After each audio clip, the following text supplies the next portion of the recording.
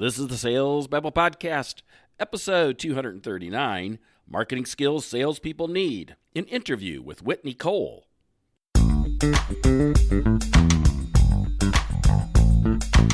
Welcome to Sales Babble, the podcast that shares selling secrets for non-sellers. And now your host, Pat Helmers.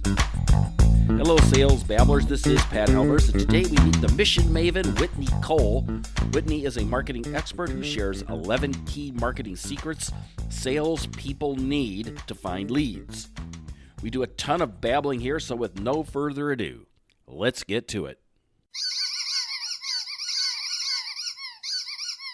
Welcome, Whitney. Are you ready to babble? I certainly am. Whitney, you and I are in Kevin Appleby's LinkedIn group, and we kind of met each other through there. Kevin's doing stuff on kind of promoting people's posts on LinkedIn, right? Mm-hmm. And I'm looking to have Kevin on in the podcast in the near future. But you and I were chatting about marketing, and you actually call yourself the mission maven, right? Yep, that's correct. What does that mean? So I work with a lot of tech companies, and I work typically with health tech companies. And what you find with that kind of in that specific niche is people are very mission driven because they're on a mission to save lives or make doctors' jobs easier or something along those lines. So they're very mission driven companies. What happens though is they often struggle to translate their mission and their message into something that's easily consumable by their ideal customer. And so if you look up the word maven on like Webster's or the Oxford Dictionary or something like that, it's someone who is like very understands things deeply and can translate them so that they're simple and easy to understand by your average person. So that's what I try to do. Is that true? That is true. It's someone who translates. It's an expert, but someone who translates. I've never heard that before. Really? No. Well, go look it up. I swear, if the word maven had not had any sort of like translation definition to it, I would not have chosen it. It's a person who's an expert or connoisseur, but then they take that and they turn it into something that's easily digestible by other people. Does that make sense? Yeah, I guess so. So what you're saying is that your customers are not connecting with their customers, these health health organizations? Yeah, they struggle with that because what happens is they have really amazing technology, and they're often brilliant people. Like think about doctors you've worked with or engineers or just people that have like these brilliant minds. They struggle sometimes to be related to get their content to relate to just your average person. So they need to be able to create content that's approachable and simple and easy to understand, but that's really hard when they're stuck in the like tech side of things because they know all the correct terms and all the correct jargon. So turning that into something that makes sense to other people is kind of difficult for them. At times, not always. Sometimes you find people who can translate it for themselves, but other times they can't. You would think that people who are such experts in the industry would know what problems their customers are facing and be able to speak in that language. Right. Yeah, you would think that, and I think what happens is they do know the problems, but they struggle to articulate those problems, and they struggle. So they may know the problem, but putting it in front of the customer so that the customer sees that they have that problem is easier said than done. So like being able to, like having the customer read their content and say, wow, this person really gets me. They understand what my problems are. They understand how to solve my problems. That's where the breakdown happens. Now your expertise, you're more of a marketing person than a salesperson, right? But I am, yeah. But you have to do sales in order to get marketing clients, right?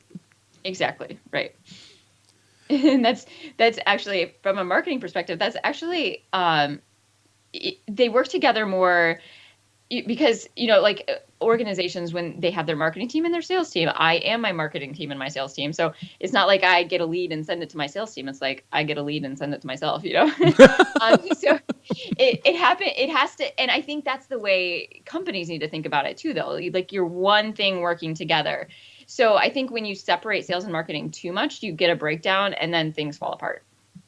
So much of marketing is kind of, I've studied a lot of marketing through the years, and so much of it is kind of focused on the idea that let's go out online maybe, or let's go someplace, get a lead, and close the lead.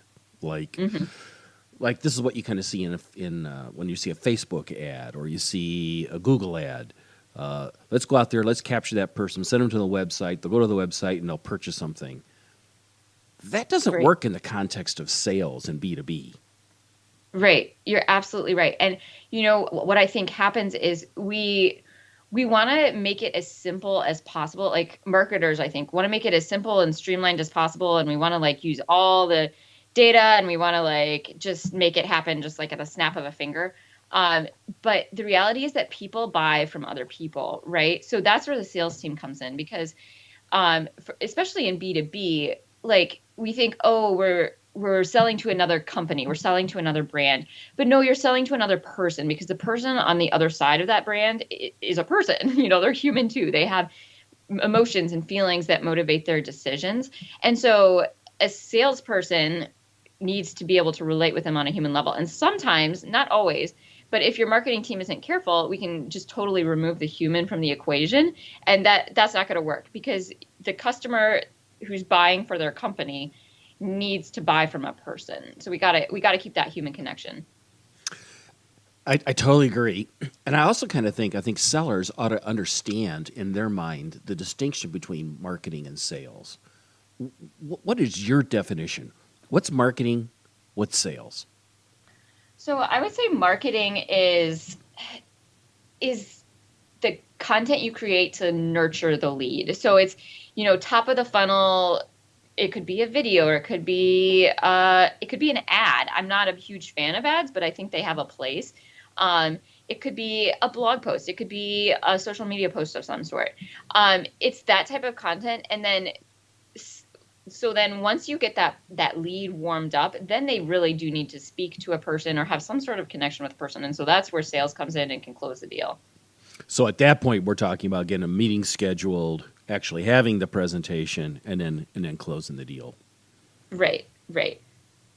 And I think when you're doing it right, I think the sales team can use some of the content that the marketing team creates to help them close the deal, and vice versa. The marketing team needs to rely on what the sales team is coming up with, or the data they're collecting, or, you know, whatever they're doing to be able to market better to their customer. So a lot of my listeners, a lot of the sales babblers out there, Great name, by the way, Babblers. a lot of the sales babblers out there either don't have a marketing department in their company, or if they do have a marketing department, they're not allowed to talk to them, and they can't tell them diddly squat. Right. It's because marketing people are all creatives, and we're all kind of like, you know, we're all kind of snobby. We're all English majors and humanities majors and liberal arts majors at heart, I think. But the thing is how can you write content that touches the soul of a prospect if you're not in communication with these people, which salespeople are? Like, so out of frustration, what are they doing? They're trying to make cold calls, right? Mm-hmm.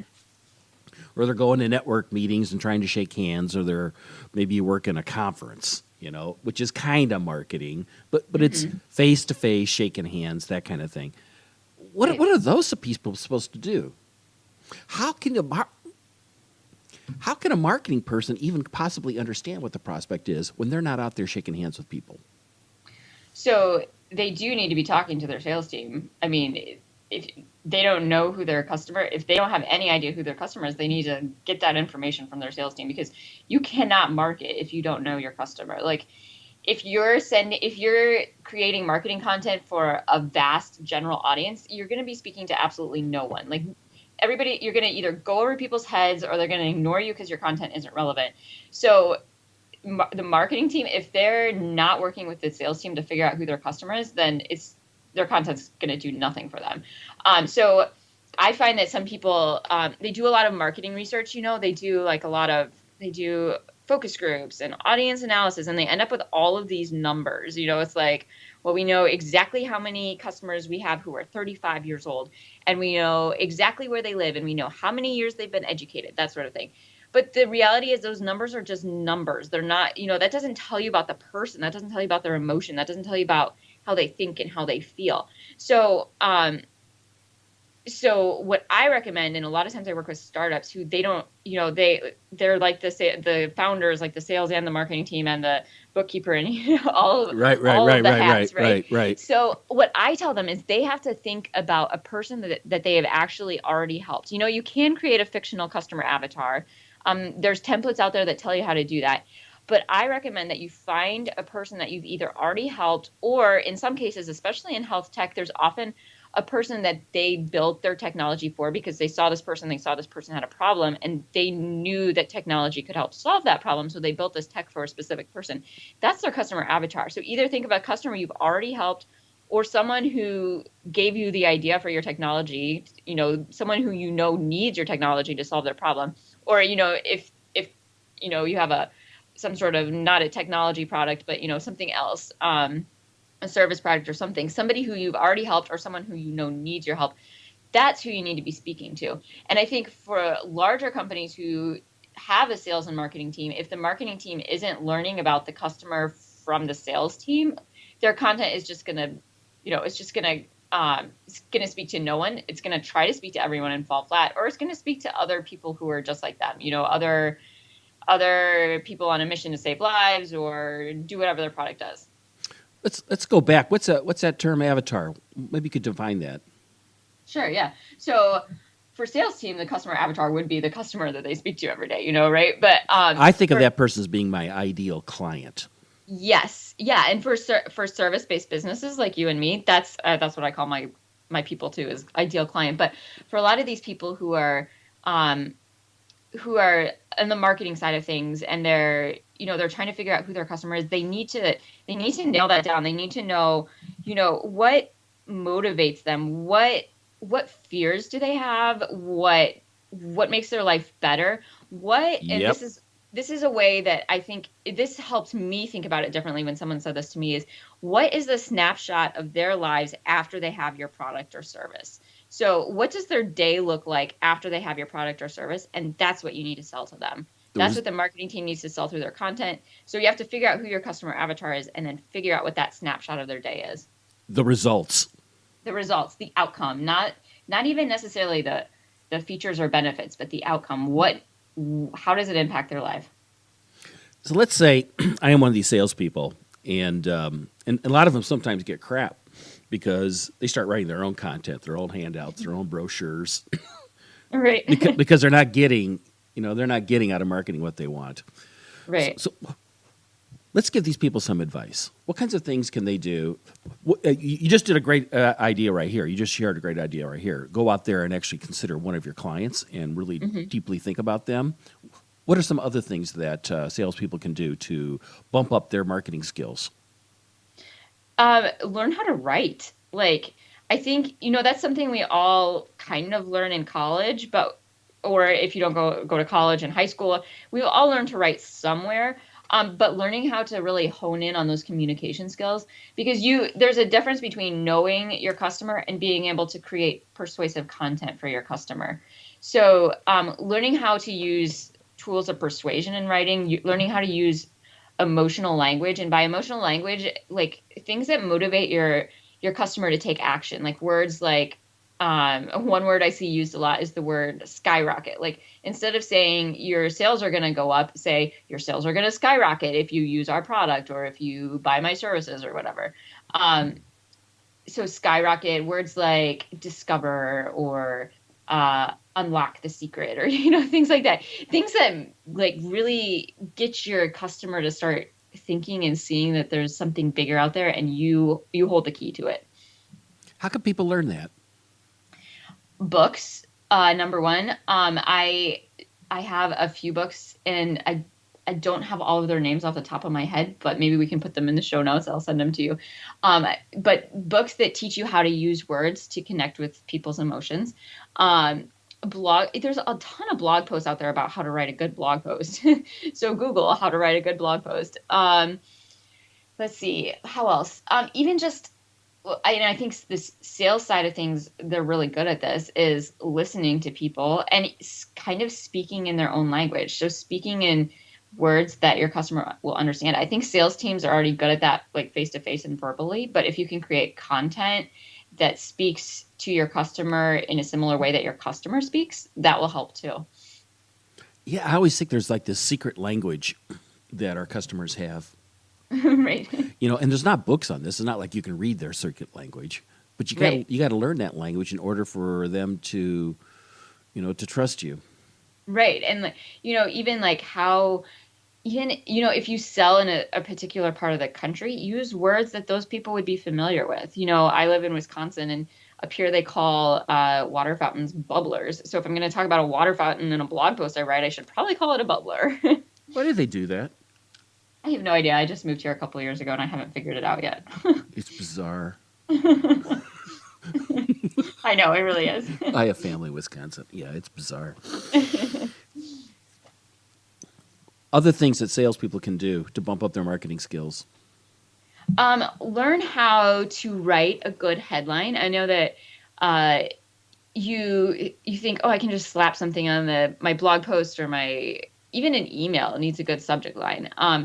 And so, but if you don't have a good headline for your content or your email or whatever you're sending, even a cold email, even if you're sending a cold pitch, if you don't have a good subject line in there, people aren't going to click on it. So there's a difference between, we hear the term clickbait a lot, and it's not a good term. Like, you don't want to have clickbaity content, but clickbait means that your headline is a really good headline and makes people click on it, but then the content doesn't deliver on that. So what people should aim for instead is clickable headlines, clickable subject lines, so that you have a really awesome headline and then your content totally backs that up. So there's a couple of tools out there that can help people do this, but they're both from the same company. CoSchedule they're a content calendar company. That's what their software is, but they offer a free email subject line analyzer and a free like blog post headline analyzer. And it will tell you if your headline is going to connect with your audience, if they're going to click on it. It will give you a score, and based on your score, you can tell how good your headline or subject line is.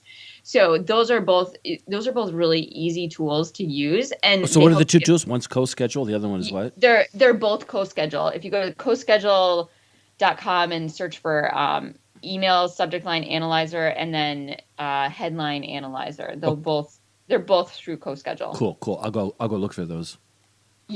Yeah, they're very helpful, because what I find is when you use those on a consistent basis, eventually you do start just writing and being able to recognize better headlines and subject lines, just because you've seen which ones get results, which ones get good scores on those two tools. What other tools? Those are the two for emails and subject lines and headlines. The other thing is, I think, and this will help people who are writing their own content and who are very stuck in their industry. And I don't mean stuck in their industry in a bad way. Like, you should have you should have your head full of your industry jargon and stuff. I like to think of that they're wading deep in that industry. Yes, wading deep. There you go.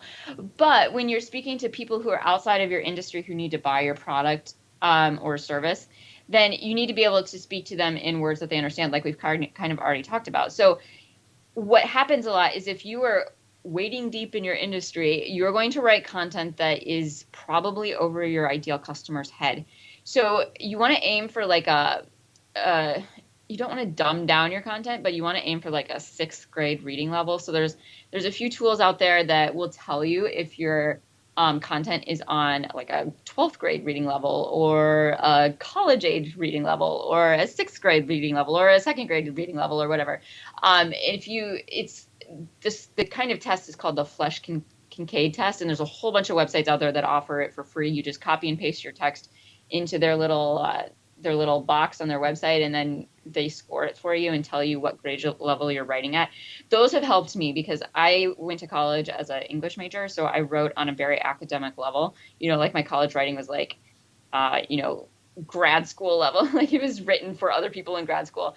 But that's not good for the marketing world or the sales world or reaching your ideal customers, because when they're reading your content, they're not reading your content to be to like go to college. They're reading your content to, a lot of times it's just like a break over their lunch. They're just perusing it. Maybe they're just glancing through it quickly as they're trying to research what they want to buy. So you don't want to make it too hard for them to read. And it's a writer's job, a content creator's job is to make their content easily readable. It's not the reader's job to understand your content. It's your job to help them understand it.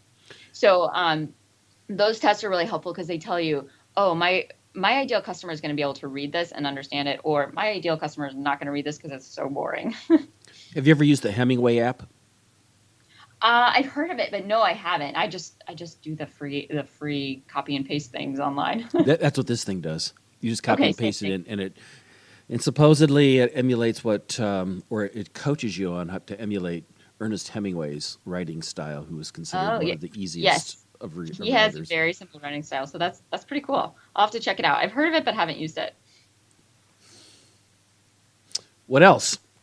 What other advice you got for sellers when it comes to we're working their marketing skills?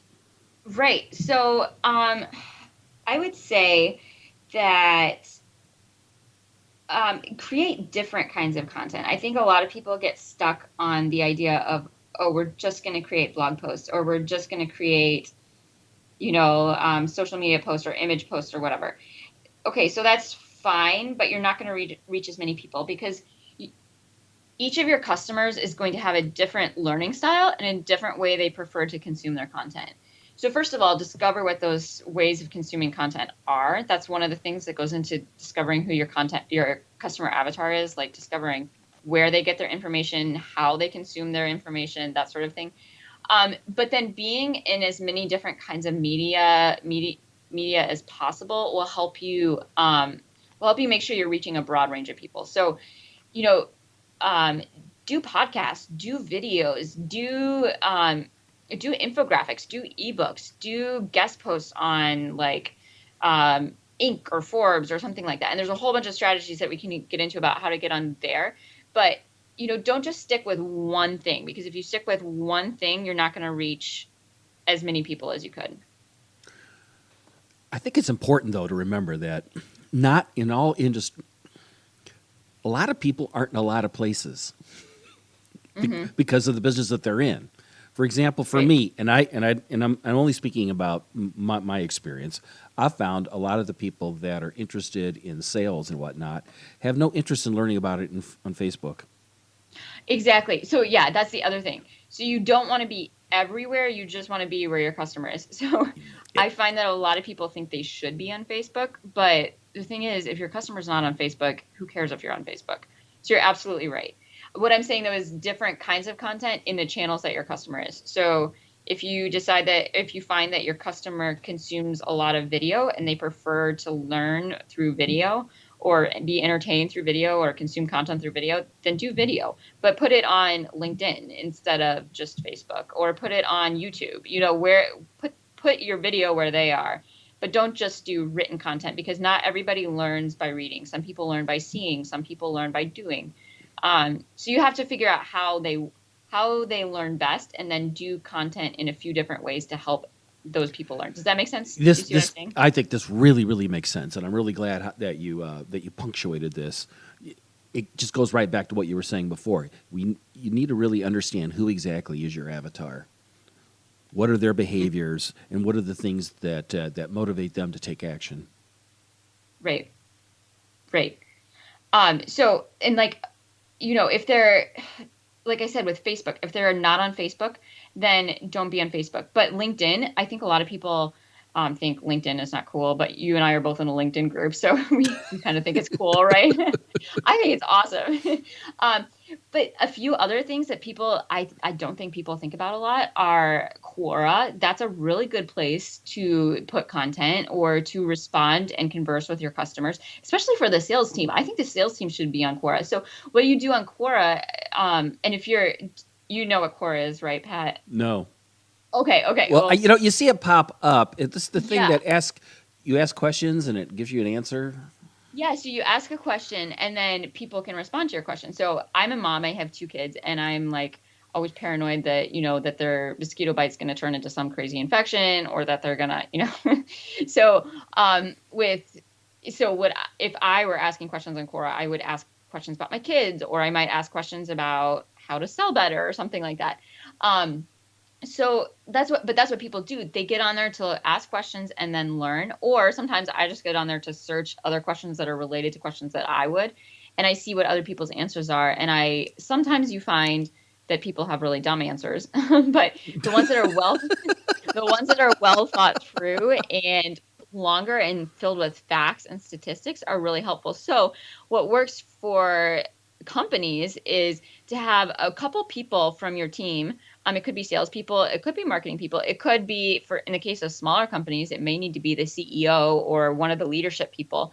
But you get on there and you find questions that are related to your product or service, whatever it is. So I work with health tech companies, so a lot of times there's questions about health on there, like questions about diabetes or questions about nutrition or questions about,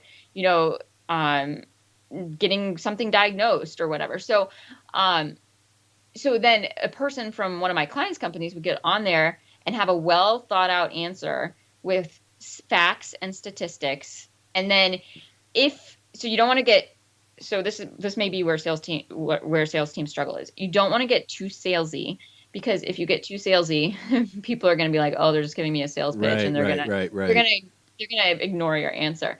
So you give them facts, you give them statistics, and then if you have content on your website that is not salesy but informative, so if you have a blog post that's related, you can link to that blog post and it can drive traffic to your website. Or you could link to a video you recently did about something related, something similar. So that would be the goal, is to write a fact-filled answer, but then also be able to link it to something on your website somehow, or a video that you've done or a podcast you've done or something like that, to get people further in your sales funnel, so people see you more, so that they get more comfortable with you and understand that you're an expert. So that's Quora. Another thing you can do on Quora does have a place where you can blog. Now, I don't recommend blogging on an external site unless you already have a blog of your own. So if you don't have a blog of your own, go start that first. But then use other sites like Quora and LinkedIn to take the blog content that you've written. You can't copy and paste it onto Quora or LinkedIn, but you can rewrite it and rework it so that it's a totally different article, but the same message. Does that make sense? That totally makes sense. In fact, I do that myself. If I write a blog on LinkedIn, I may rewrite it for my website, pathelmers.com. Right, exactly. And I do the same thing too. And that's Quora and LinkedIn are both a good place to do that. And it's two different channels. And if you can get started on one, so like get started on LinkedIn and then move to Quora or vice versa, then you just have that much more content out there in a few different channels where you know your audience is.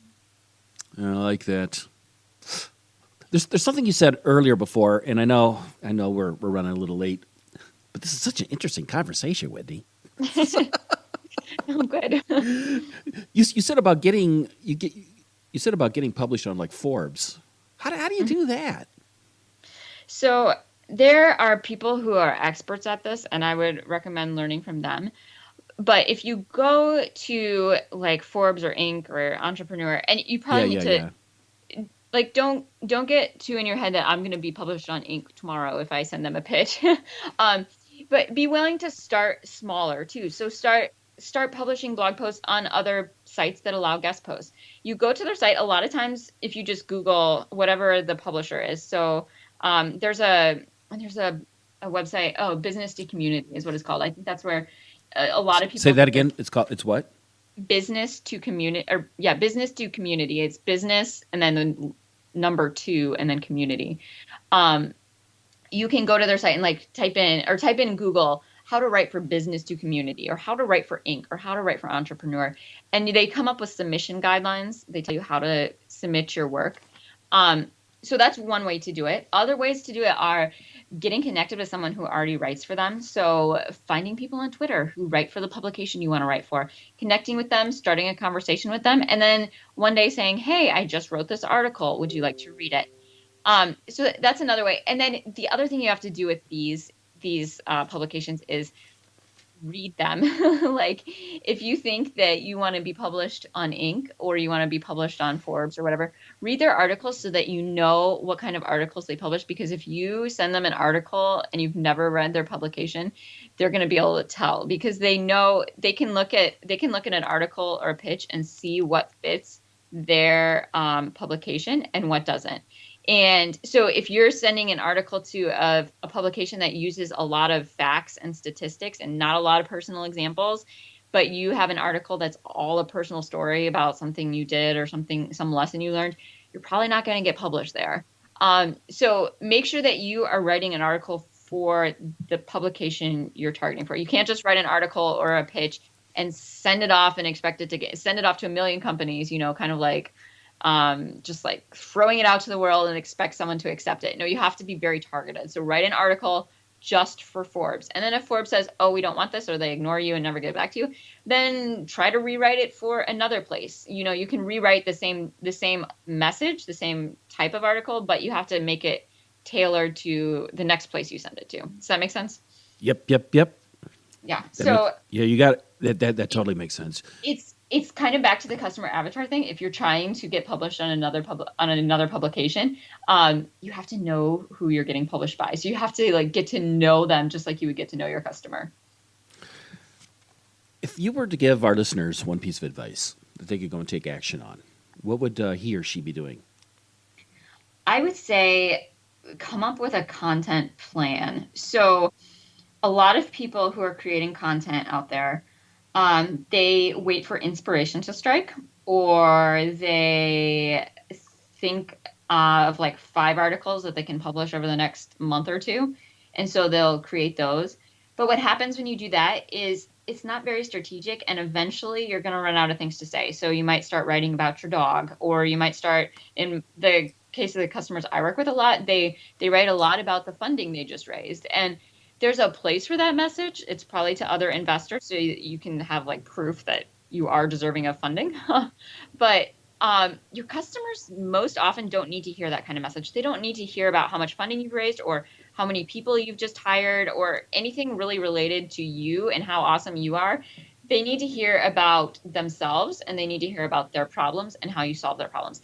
So plan your content strategically based on your customer. And I always say start with your customer's problem, their main challenge that your product or service solves, and then break it down into the sub-problems that make up that main problem. And that's going to give you a lot more strategic plan for your customers, because each one of those sub-problems, I call them the pillars, like pillar content. Each one of those pillars is going to have 30 to 40 to 50 other topics underneath that pillar, because it's a pretty broad thing. 30 to 40 to 50 topics under there that you can write about. That's like a year's worth of blog posts if you publish one blog post a week.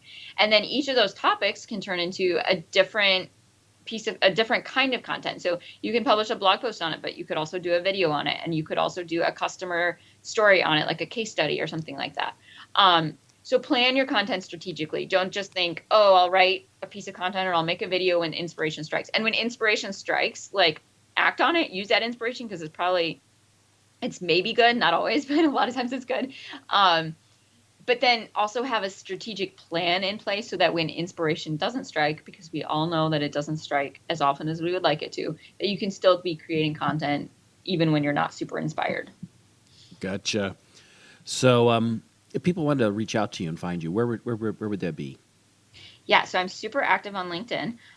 You can find me Whitney Cole on LinkedIn, and we'll put the link to my profile in the show notes, I'm sure.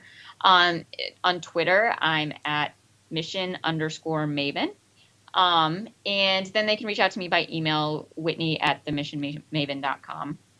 And my website is themissionmaven.com. And we were talking earlier, you were looking to maybe build a landing page. Do you want to give something away to the audience? Yeah, so we talked about the customer avatar. I have a template that I can send to them with the customer avatar in it, and this really helps you figure out, or a questionnaire that helps you figure out who your customer is, what their problems are. This really helps you get to know your customer more than just on the marketing research information, more than just the demographic information, understanding them and how you can solve their problems. And then the second thing I'd like to give to them is the content plan that I use for my clients. So it's a cheat sheet that asks you about your customer problems and then helps you come up with that core problem that kind of determines the message that you bake into every piece of content that you create, as well as breaking it down into those pillar topics like I talked about earlier. What's the link for the landing page? It's www.missionmaven. Oh, I'm sorry. Sorry, I screwed that up. Can I try that again? No, we only get one shot. Oh no. Okay. All right, I'll give you another. What's the link to the landing page? It's www.themmissionmaven.com/salesbabble. Oh, very good. Very easy. Right. Hopefully. Awesome. Whitney, this has been a lot of fun. We've done quite a bit of babbling here today. Right. But I've learned a lot. You've given me a lot to go work on, and I'm going to go dig all this stuff up and put them in the show notes. Awesome. Sounds good. Well, good. Whitney, thank you for visiting us here in Sales Babble. I really appreciate it. Thanks for having me. Hey, I know that ran a little long, but I so enjoyed spending time with Whitney and talking about things that really, really matter to salespeople. You know, my background's in sales. It's not marketing necessarily, but knowing a little bit of marketing goes a long ways to finding great leads. I highly recommend that you go to the links that she mentioned in the interview, and I'll place those in the show notes at www.salesbabble.com/239.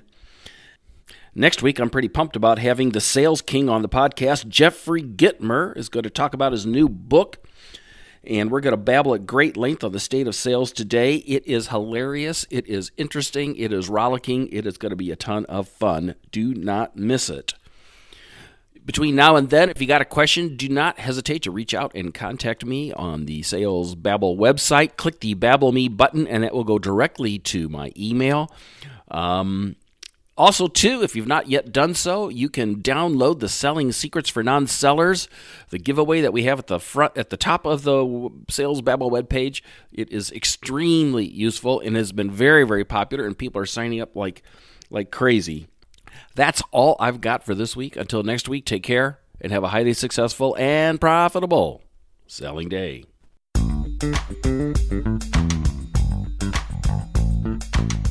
you for listening to the Sales Babble podcast. Find us at www.salesbabble.com.